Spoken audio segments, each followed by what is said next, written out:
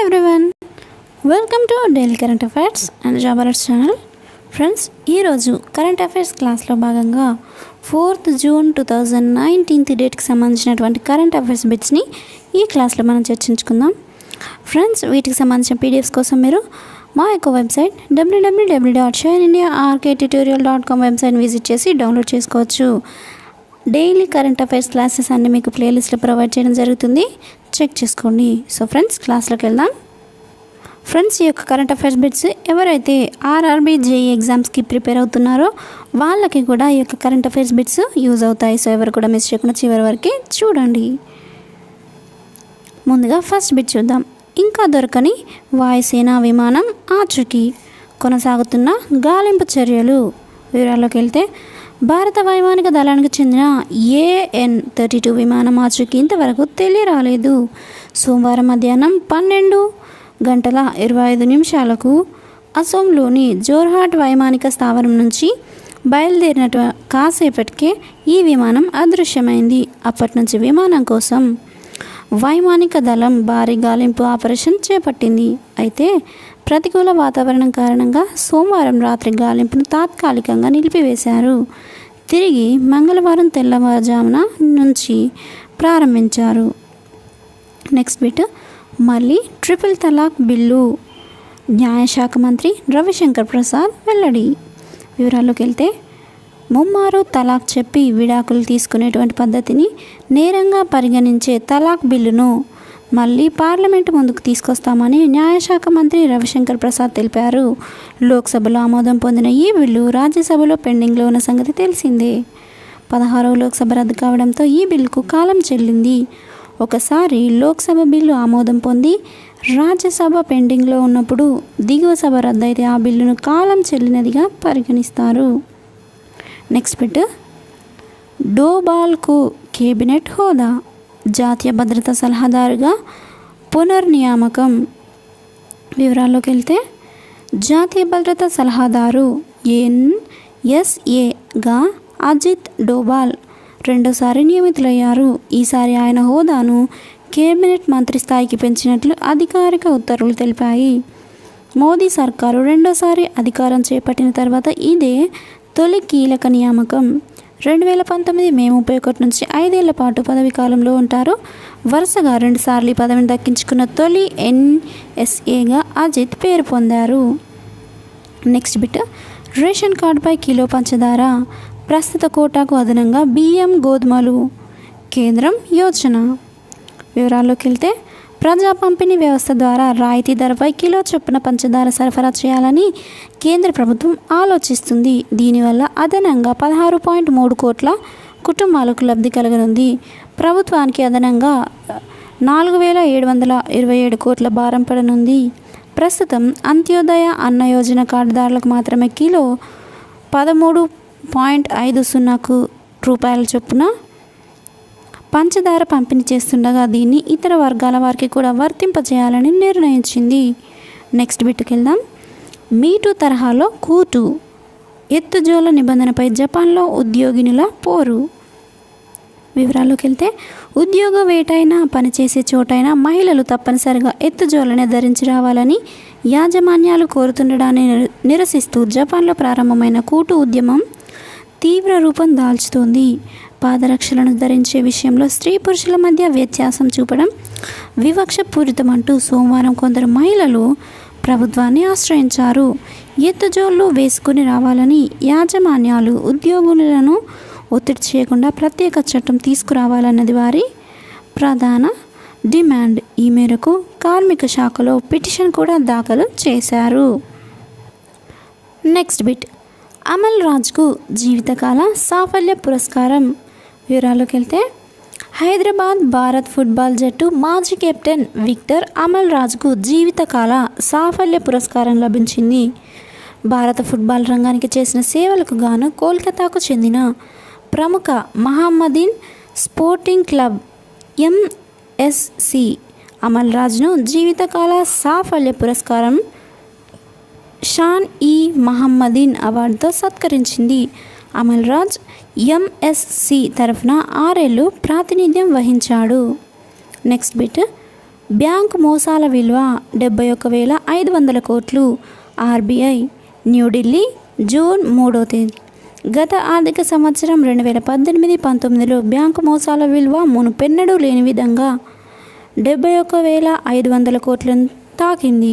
Reserve bank of India RBI తాజా వివరాల ప్రకారం 6,800కు పైగా కేసులు నమోదయ్యాయి. అంతకుముందు ఆర్థిక సంవత్సరం 2017-18 5,916 కేసులుండగా వీటి విలువ 41,167.03 కోట్లుగా ఉన్నది. ఈ ఏడాది మార్చి 31తో ముగిసిన సంవత్సర కాలంలో షెడ్యూల్ కమర్షియల్ బ్యాంకులు, కొన్ని ఫైనాన్షియల్ ఇన్స్టిట్యూషన్స్ ద్వారా 6,801 కేసులు దాఖలయ్యాయి. వీటి విలువ 71,542.93 కోట్లుగా ఉందని సమాచార హక్కు చట్టం క్రింద పీటీఐ జర్నలిస్టులు దాఖలు చేసినటువంటి పిటిషన్కు సమాధానంగా ఆర్బీఐ తెలిపింది.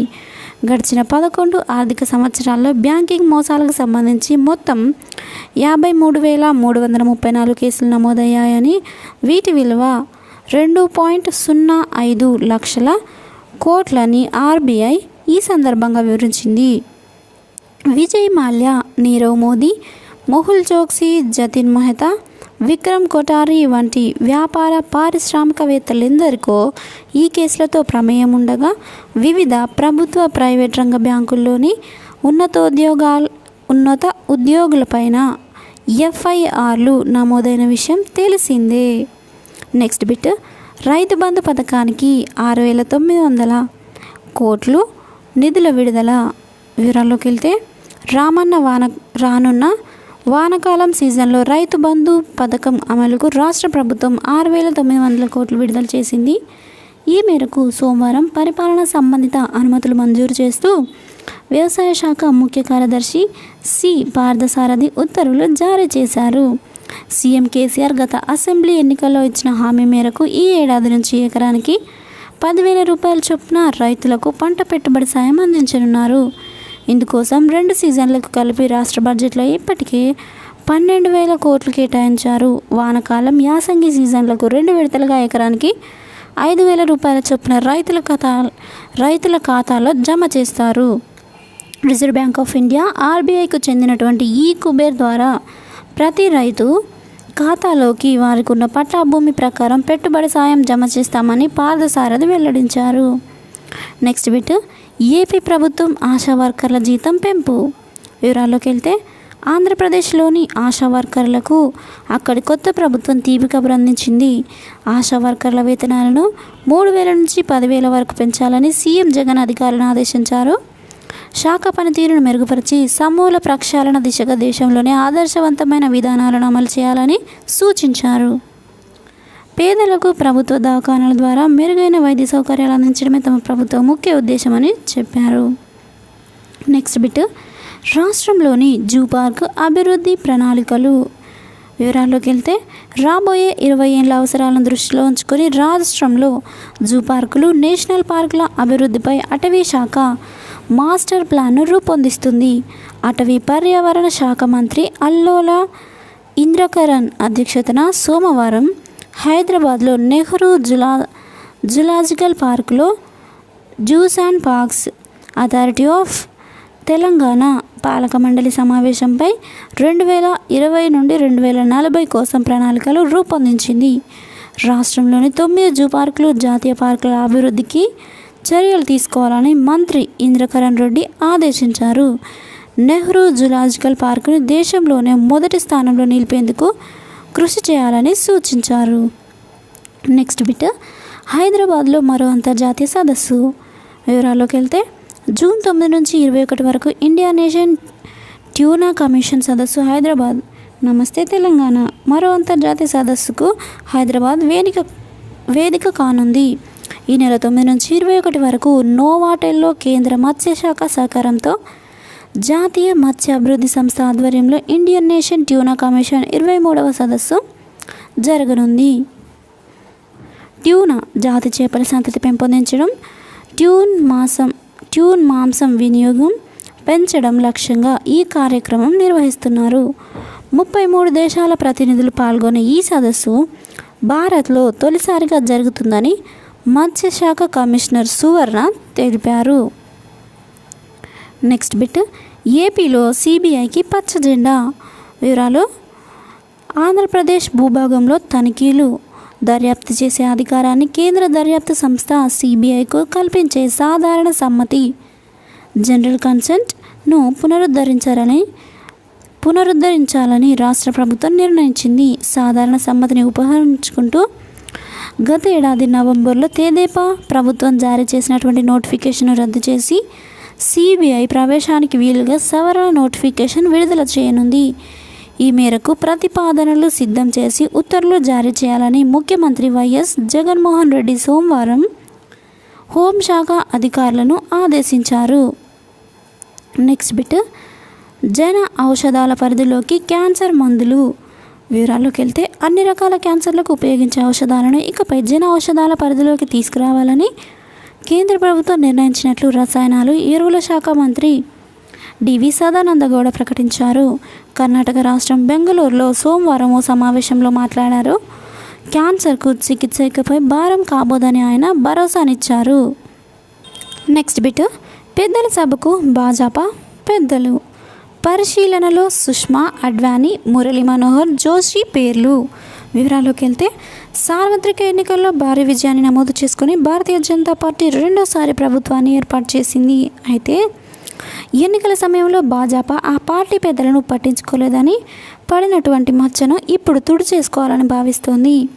ఎల్కే అద్వానీ, మురళీ మనోహర్ జోషి వంటి సీనియర్లను మోదీ షాద్వయం పక్కన పెట్టిందని విమర్శలు వచ్చిన విషయం తెలిసిందే. ఇందుకు సమాధానంగా ఇటీవల ప్రమాణ స్వీకారం చేసే ముందు ప్రధాని నరేంద్ర మోదీ అద్వానీ, మురళీ మనోహర్ జోషిలను కలిసి ఆశీర్వాదం తీసుకున్నారు.